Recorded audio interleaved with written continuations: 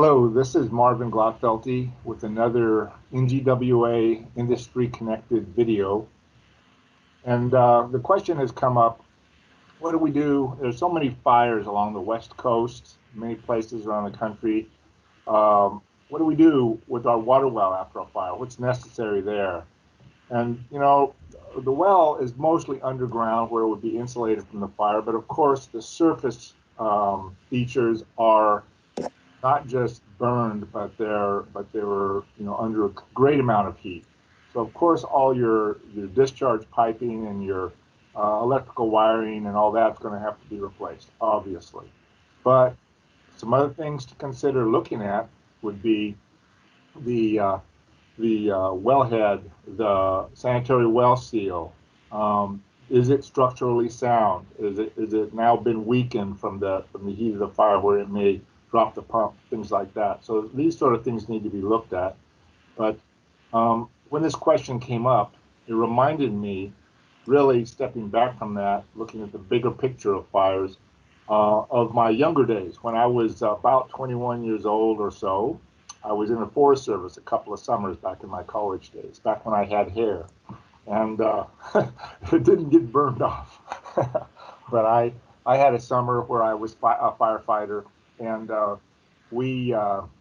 was a district fire crew, and I was on about 13 fires.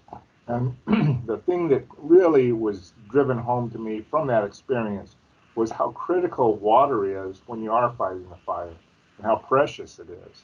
And so if you're in a forested area, or you're working for homeowners or something in a forested area, and they want to have fire protection, there's a few things they might want to think about.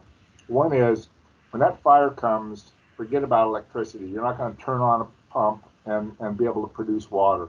So they would need to have fire protection water in a storage tank, a steel storage tank, because you don't want it to burn.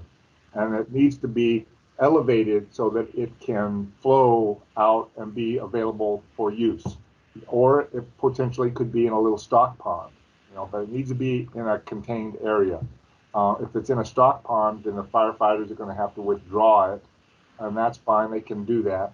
Or if it's in an elevated tank, then you can just open a valve and let it flow out. But that elevated tank better not be on a wood frame, obviously. It needs to be on steel or masonry or something like that that can withstand the heat of that fire, so that now you have that water source when needed.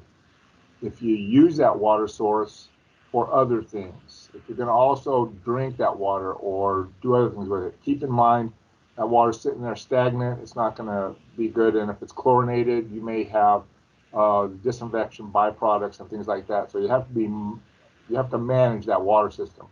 How large of a tank depends on how much protection you want to have. 55-gallon drum is a nice batch of water. A 10,000-gallon tank or a 100,000-gallon tank is much better, of course. But what are you going to do? It just depends on what you're trying to protect and what your vulnerability you feel is. So it's just a personal decision. So water is real important and useful when we have these fires. But the next thing that's going to happen after the fires is something to really think about with your wells, where your well's located and how its structure is. And that's going to be the mudslides. In a fire-ravaged area, we have no vegetation to stop the sediment scour and such, and so we're going to oftentimes have mud flows the next thing that follow a fire season. And so we see that. So if your well's in a low spot or vulnerable to that mudslide, you're going to want to be thinking about that. And you want to also think about reseeding and doing these practices that can help to soften that blow, because that's the next thing that comes.